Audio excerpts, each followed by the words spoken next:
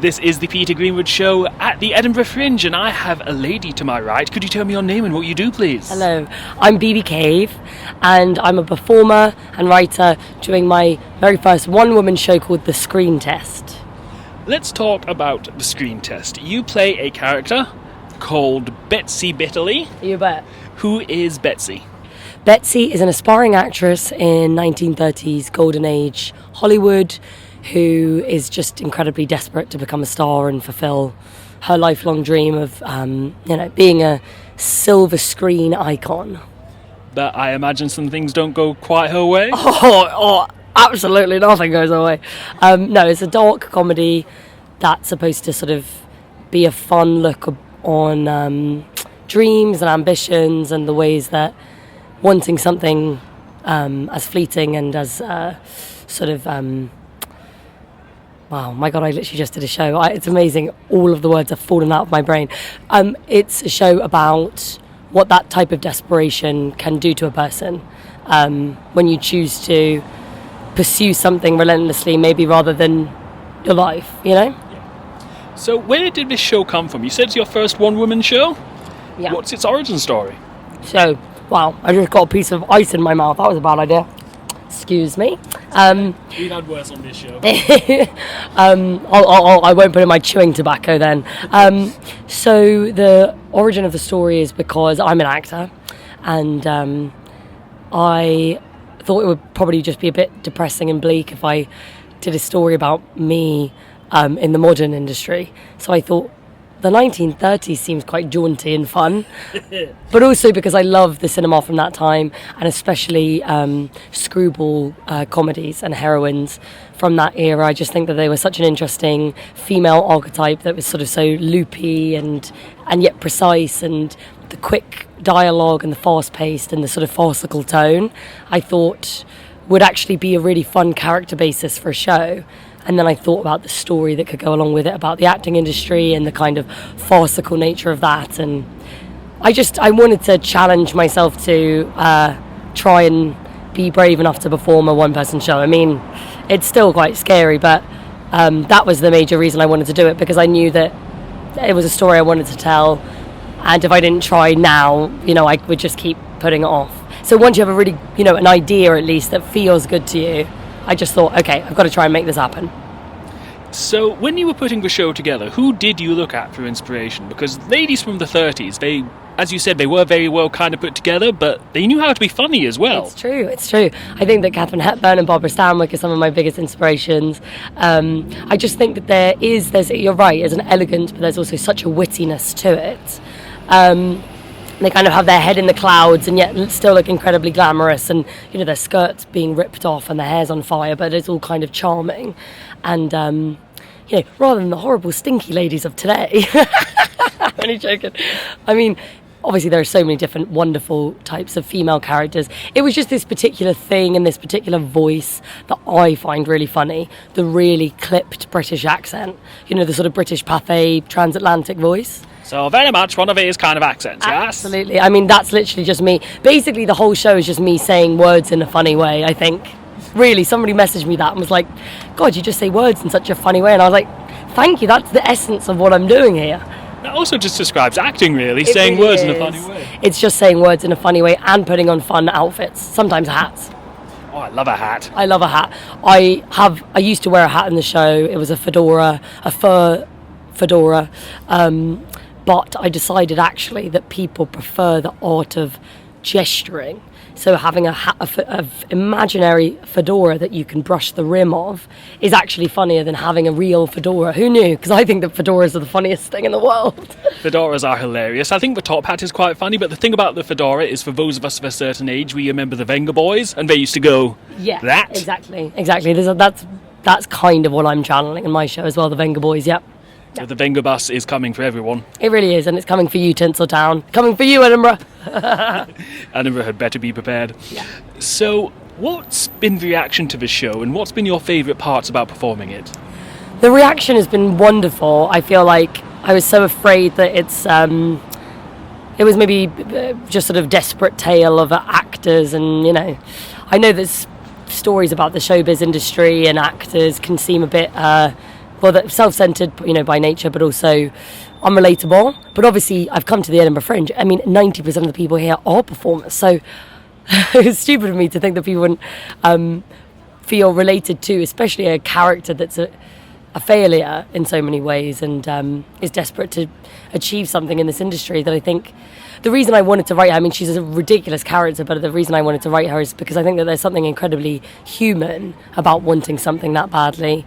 And so I think the reaction has been wonderful because people have really liked the comedy of it, but also people have said that they understand that feeling. Not to say that everyone's absolutely loved it. Obviously, you don't have full, you don't know exactly what everyone thinks, but I've received some really lovely messages, and ultimately I've just had the best experience here, like so much even better than I thought it was going to be. My God, sorry, I feel like I'm rambling on and on. That's good. It's always better to have too much than too little. So when you came to put the show together, did you look into 1930s studio and casting, and how does that compare and contrast to the industry today? Yes, I mean, it was a very different sort of system. These studios would sort of own actors and actresses, really. You would sign something often called like a 7-year contract, and then the screen test is, which is the title of my show, is in reference to these screen tests that I love these old photos of actors sort of holding these black chalkboards with like white writing on it of like their height and their weight and their age and their eye colour. And I mean, in a way it almost feels a bit more degrading having to like hold a big board of all of your statistics up in front of yourself, sign a contract, be owned by a studio. I mean, you would think that would be more degrading than what we have now in a modern age, but to be honest, I think it's basically, we're in the exact same position. Yes, you don't get owned by a studio, you tend to have an agent and you can work for different people, but it still is this system of like, doing a self-tape and having to send a video of your hands, the front of your hands, the back of your hands, side of your face. It's all the same thing. It's kind of like being in a cattle market. At least then they had better outfits and hair.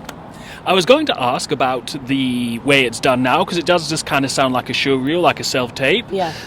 What is your character's reaction to this and this act of having to stand there with your information in front of you?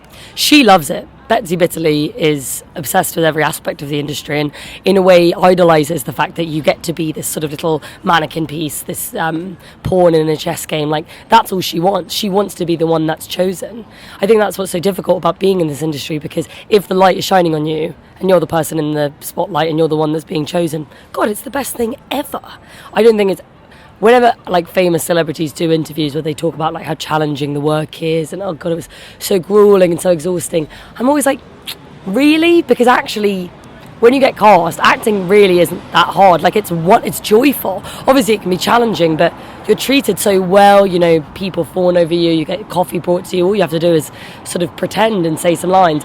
It's actually the waiting part, it's the heartbreaking rejections, it's the kind of waiting on this conveyor belt and not being the toy that gets plucked out. That's actually, in my opinion, the hard part. So for Betsy Bitterly, she wants those things, but it's just about not getting them. That's what's hard.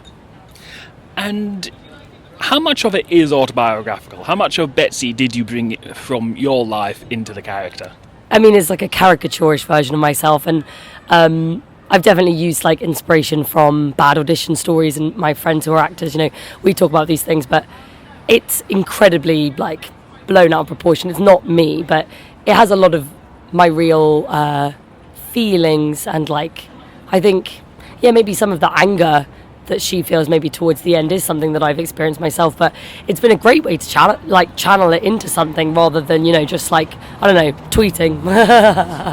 Instead of being like, oh my God, rejected again, F you Paramount. Exactly, yeah, I think that's, they don't like it when you do that. You're probably losing out on some jobs if you do that.